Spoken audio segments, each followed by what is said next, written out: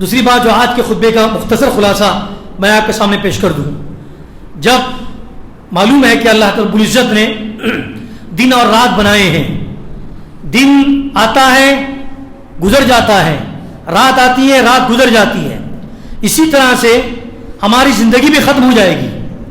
اور جب قرب قیامت یعنی قیامت کے قریب ہونے کی علامت اللہ کے رسول علیہ الصلوۃ والسلام بتایا، معلوم یہ ہوتا ہے کہ دن گھنٹوں کی شکل میں اور ہفتے دن کی شکل میں اور مہینے سال جو ہے مہینوں کی شکل میں گزرتے جائیں گے. ایک سال کو ہم الوداع کرتے ہیں، دوسرا سال آ جاتا ہے، پھر وہ دوسرا سال کیسے گزرتا ہے ہم کو اس کا احساس بھی نہیں ہوتا. اس لیے سب سے عقل مند انسان وہ ہے جو ان چیزوں کو دیکھ کر عبرت حاصل کرے کہ دن کا آنا رات کا جانا، پھر رات کا آنا دن کا جانا، یہ سب وہ علامتیں ہیں کہ اولو الالباب کے لیے، عقل مندوں کے لیے اس کے اندر نشانیاں موجود ہیں. اس لیے حضرت عمر رضی اللہ عنہ نے اس دنیا کے تعلق سے ارشاد فرمایا تھا کہ دنیا دور ہو رہی ہے، دنیا کو دور ہونا ہی ہونا ہے. جیسے دن گزرتے جائیں گے دنیا دور ہوتی چلی جائے گی اور آخرت بالکل قریب آتی چلی جائے گی. اس لیے کہ اللہ رب العزت نے وعدہ فرمایا ہے کہ قیامت آنے والی ہے، اور قیامت کب آئے گی اس کا علم سوا اللہ کے اور کسی کو نہیں ہے، لیکن اللہ کے علم میں موجود ہے. بہرحال قیامت ضرور آئے گی. جیسے جیسے دن گزرتے جائیں گے تو یہ دنیا جو دور ہوتی چلی جا رہی ہے اور آخرت ہمارے قریب آتے چلی جا رہی ہے. اس لیے حضرت عمر رضی اللہ عنہ نے فرمایا دنیا کے چاہنے والے بھی لوگ موجود ہیں اور آخرت کے چاہنے والے لوگ بھی موجود ہیں. غالباً حضرت علی رضی اللہ عنہ کا قول ہے یہ. تو فرمایا کہ دنیا کے چاہنے والے بھی لوگ ہیں اور آخرت کے چاہنے والے بھی لوگ ہیں. تو حضرت علی رضی اللہ عنہ فرماتے ہیں کہ آخرت کے چاہنے والے بنو اور دنیا کے چاہنے والے مت بنو. اس کا مطلب یہ ہے کہ جب دنیا آتی ہے اور دنیا پر ہمارا پورا وقت گزر جاتا ہے، پوری دیانت، پورا ذہن، پوری طاقت اس پر لگ جاتی ہے، تو پھر آخرت ہم کو کچھ دینے والی نہیں ہے.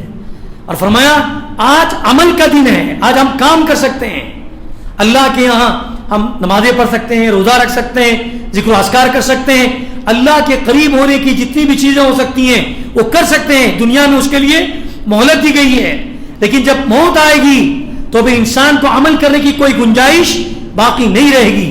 اس لیے فرمایا آج عمل کا دن ہے اور پھر کل قیامت کے دن اس کا حساب کتاب ہوگا. اس لیے کل مرنے کے بعد وہاں پر حساب ہوگا، عمل کے لیے کوئی گنجائش نہیں ہوگی. عمل کرنے کے لیے اللہ نے دنیا عطا فرمائی ہے تو اس میں نیک عمل کیا کرو. اس لیے قرآن پاک میں فرمایا گیا کہ کل قیامت کے دن جب انسان اپنے آنکھوں سے دیکھے گا جنت برحق ہے، جہنم برحق ہے، اور جنتی جو کامیاب ہیں جنت میں جا رہے ہیں، ناکام جہنم میں جا رہے ہیں. جنہوں نے اس دنیا کو بڑی دنیا سمجھا تھا اور اپنے پوری منزل مقصود اسی دنیا کو بنا رکھا تھا، جب موت آ گئی تو دنیا کے آخرت میں چلے گئے. وہاں کی چیزوں کو دیکھ کر اللہ سے عرض کریں گے. یہ تو خصوصاً کافروں کے بارے میں کہا گیا ہے کہ جو اللہ کا انکار کرتے تھے، اللہ کے رسولوں کا انکار کرتے تھے. فرمایا کہ وہ کہیں گے اللہ سے یا اللہ دنیا میں ہم کو دوبارہ بھیج دے تاکہ ہم وہاں جا کر ہم نیک عمل کریں گے. لیکن اللہ رب العزت فرمائیں گے کہ آپ کو جو مہلت دینی تھی، جو وقت دینا تھا وہ ہم دے چکے، اب اس کے بعد کوئی موقع اور کوئی وقت موجود نہیں ہے. اس لیے میرے بزرگوں اور بھائیوں، یہ جو سال آتے ہیں اور چلے جاتے ہیں، چاہے عیسوی سال ہو چاہے اسلامی سال ہو، ہماری سال ہو، سال ختم ہو جاتے ہیں دوسرے سال آ جاتے ہیں. ہم کو یہ بات یاد رکھنی چاہیے کہ ہر سال ہم اپنی قبر کے قریب جا رہے ہیں، ہر سال کے گزرنے پر ہم اپنی آخرت کے قریب جا رہے ہیں. لیکن دنیا کی بیوقوفی دیکھیے کہ کسی کے جانے کے بعد، ایک سال کے گزرنے کے بعد اپنا ایک سال ختم ہو گیا اور ہم آخرت کے قریب ہو گئے، اس کے باوجود دنیا والے خوشیاں مناتے ہیں، ایک دوسرے کو مبارکباد پیش کرتے ہیں. خوشیاں منانے کا حق ہے یا نہیں ہے ذرا سوچنے کی ضرورت ہے. ہماری زندگی کا ایک سال ختم ہو گیا اور میں اس پر خوشی منا رہا ہوں، یہ بیوقوفی ہے. اس کو تو غم کرنا چاہیے کہ میری زندگی کا ایک سال ختم ہو گیا، اور اگر اس کا محاسبہ کرنا چاہیے ایک سال میں نے کیسے گزارے، کیا اللہ کے حکم کی تابعداری ہو کر کے گزارا یا بغیر تابع داری کے اپنی من مانی جیسے دل میں آیا ویسے گزارا. اگر من مانی کر کے گزاری ہے تو اس کو احساس ہونا چاہیے اور اللہ سے اس کی معافی اور مغفرت اس کو طلب کرنا چاہیے اور یہ دعا کرنی چاہیے کہ اللہ جو سال مجھے ملا ہے آئندہ سال کے ہر دن اور ہر رات کو تیرے حکم کی تابع داری میں مجھے گزارنے کی توفیق عطا فرما. اور اگر محاسبہ کرنے کے بعد معلوم ہوا کہ ماشاءاللہ میں نے اچھا گزارا ہے تو اس کو شکر ادا کرنا چاہیے. یہ تو ایک اچھے مسلمان کی علامت ہے. اللہ کے رسول صلی اللہ علیہ وسلم فرمایا, کیا فرمایا, الکیس من دان نفسہ وعمل لما بعد الموت. عقل مند انسان وہ ہے جو اپنے آپ کا محاسبہ کرے اور پھر آخرت میں جو آنے والی زندگی ہے اس کے لیے تیاری کرے. یہ عقل مند انسان ہے. اور دنیا جو خوشیاں مناتی ہے یہ سمجھتی ہے کہ ایک سال گزر گیا, خوشیاں کہ ہیپی نیو ایئر کے نام سے سال کے اختتام پر جس طرح کا وہ طور اور طریقہ اختیار کرتے ہیں, یہ اسلام اس کی ہرگز اجازت نہیں دیتا.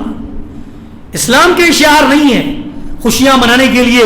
اللہ رب العزت ہم کو 2 دن عطا فرمائے ہیں, لیکن ان 2 دنوں کے اندر بھی جو ایک عید الفطر کا دن ہوتا ہے اور ایک عید الاضحیٰ کا دن ہوتا ہے, خوشیاں منانے کا دن ہے, لیکن خوشیاں منانے کے لیے بھی شریعت نے کچھ حدود متعین کی ہیں.